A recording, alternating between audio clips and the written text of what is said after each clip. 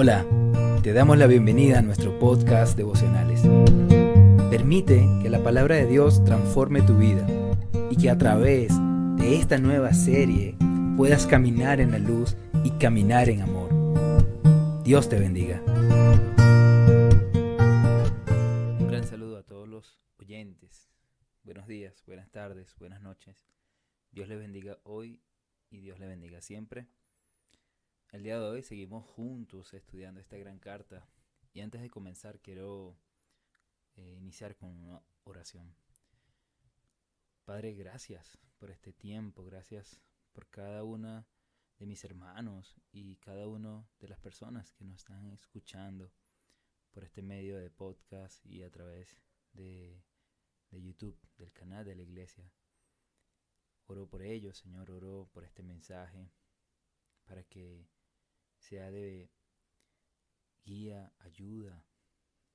Oro para que cada uno de mis hermanos y que nos escuchan puedan aprender de tu palabra. Juntos podamos aprender de lo que tú nos muestras a través de las escrituras, Señor, porque las escribiste, las inspiraste e hiciste que los escritores, Señor, fuesen inspirados por ti para bendecirnos, Señor, para guiarnos, para fortalecernos, Señor.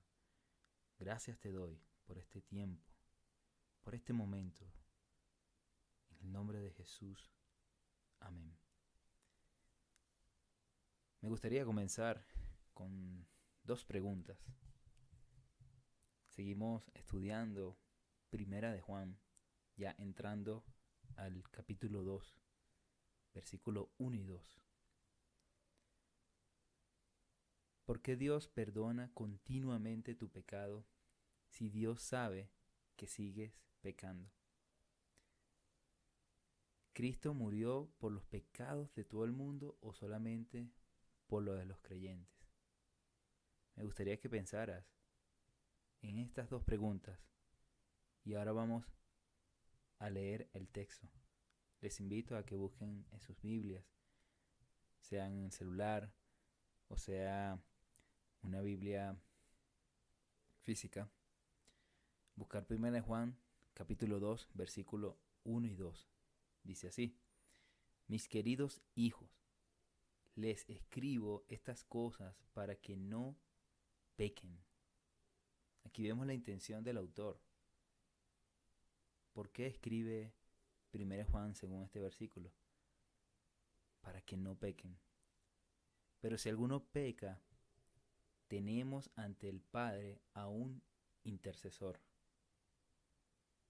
a Jesucristo el justo. Él es el sacrificio por el perdón de nuestros pecados, y no solo por los nuestros, sino por los de todo el mundo. Pensando en la primera pregunta, les invito a que piensen en esto. Seguramente algunos de los que escuchan este podcast son padres, pero seguramente otros no lo son. Sin embargo, se pueden imaginar lo siguiente.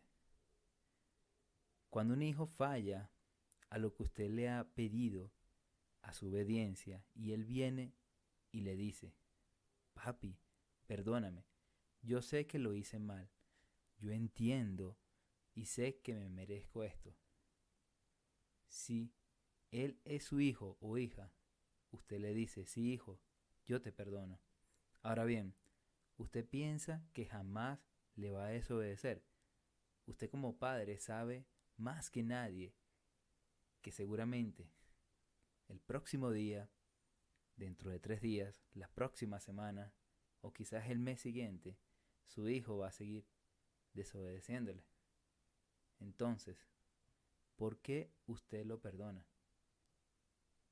Hay varias razones por las cuales usted perdona a su hijo, ¿verdad? Número 1, porque usted le ama. Número 2, porque es su hijo o hija.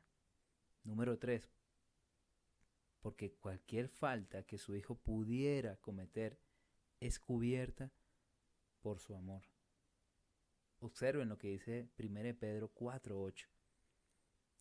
Sobre todo, ámense los unos a los otros profundamente, porque el amor cubre multitud de pecados.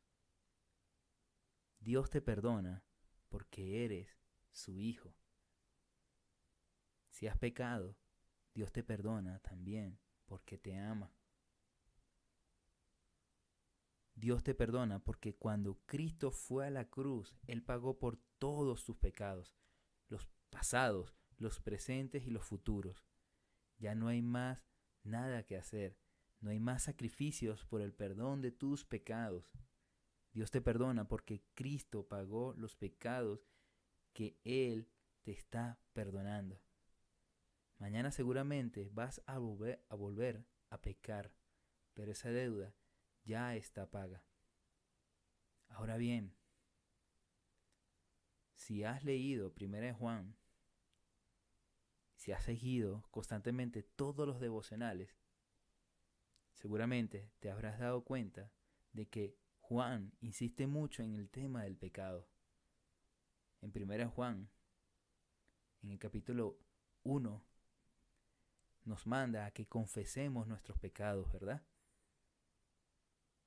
Aquí habla de que nos escribe para que no pequen. Pero ¿qué es el pecado? ¿Qué es el pecado para ti? Muchas personas hoy en día enseñan que el pecado no existe. Mencionan que todo es relativo.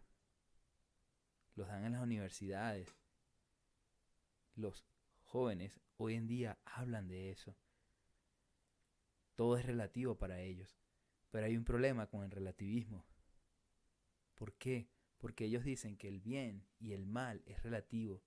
Y una de las cosas que Juan argumenta en esta carta es la existencia del pecado. Por lo tanto, el pecado es real. 1 Juan 1.8 dice, si afirmamos que no tenemos pecado. Esta palabra pecado aparece 10 veces en la carta de 1 de Juan. Dice, si afirmamos que no tenemos pecado, nos engañamos a nosotros mismos y no tenemos la verdad.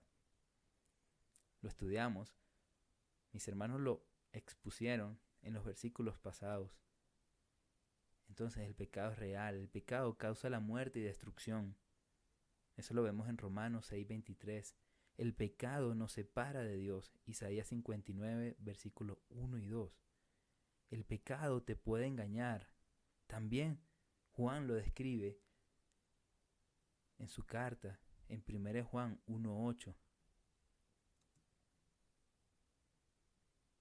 El pecado ofrece satisfacción, placer y felicidad, pero no da ninguna de estas cosas. Seguramente usted ha fallado, pero ¿cómo se siente después de pecar? ¿Cómo se siente después de fallarle a Dios? Seguramente viene la tristeza. 1 Juan 2, del 15 al 16 dice lo siguiente: no amen al mundo ni nada de lo que hay en él. Si alguien ama al mundo, no tiene el amor del Padre, porque nada de lo que hay en el mundo, los malos deseos del cuerpo, la codicia de los ojos y la arrogancia de la vida, provienen del Padre, sino del mundo. Por lo tanto, el pecado esclaviza y destruye. El pecado, entonces, es transgredir la ley de Dios. Romanos 3:23.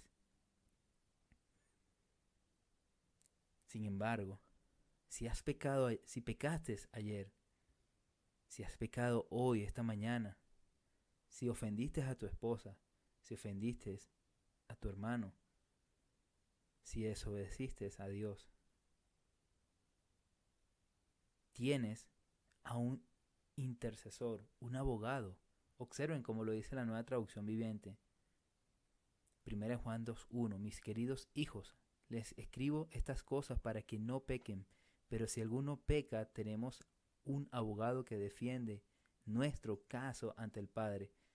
Es Jesucristo, el que es verdaderamente justo. El término intercesor es la idea también de ayudador, mediador, defensor. se usa para designar tanto al Espíritu Santo, Juan 16:7 y Juan 14:26, como a Cristo. En Juan 16:7 y Juan 14:26 hablan del Paracletos, refiriéndose al Espíritu Santo. Cristo, tal como ocurre en este texto, también es un abogado, un intercesor. Cristo se refiere a otro intercesor en Juan 16:7, lo que implícitamente lo sitúa a él mismo como un verdadero intercesor o ayudador para sus discípulos, para ti que me estás escuchando. Romanos 8:34 dice: ¿quién condenará? Cristo Jesús es el que murió e incluso resucitó y está a la derecha de Dios e intercede por nosotros. El creyente tiene doble ayuda. El Espíritu Santo es su abogado en la tierra, junto a cada creyente, mientras que Jesucristo lo es en el cielo junto al Padre. Otra palabra que se observa en este texto es propiciación.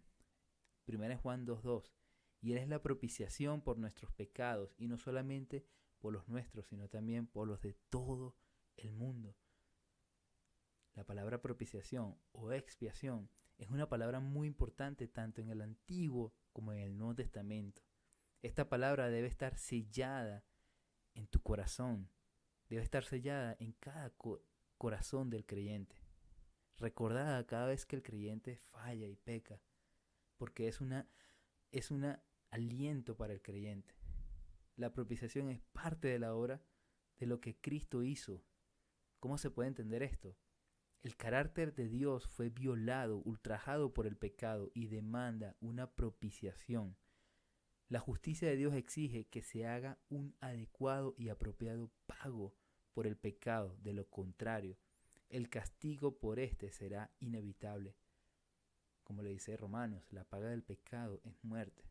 Muchas personas dicen: Dios es amor, Dios te ama. Y es correcto, también es luz. Sin embargo, también es fuego consumidor. Hebreos 12:29. Por lo tanto, las demandas de la santidad y la justicia de Dios deben ser satisfechas para que la ira de Dios sea propiciada. Esto quiere decir calmada o aplacada. Dios demanda del ser humano perfección, que sea justo, pero el ser humano peca. Cristo en su muerte satisfizo la justicia de Dios que exigía castigo para el pecado. Por eso es importante esta palabra. Jesucristo es la propiciación por nuestros pecados, y no solamente por los nuestros, sino también por los de todo el mundo.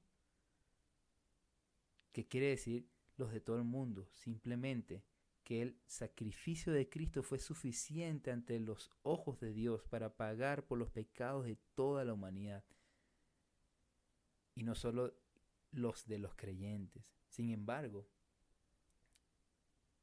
seguramente lo sabes, las Escrituras enseñan que el mérito del sacrificio de Cristo se aplica únicamente a aquellos que creen.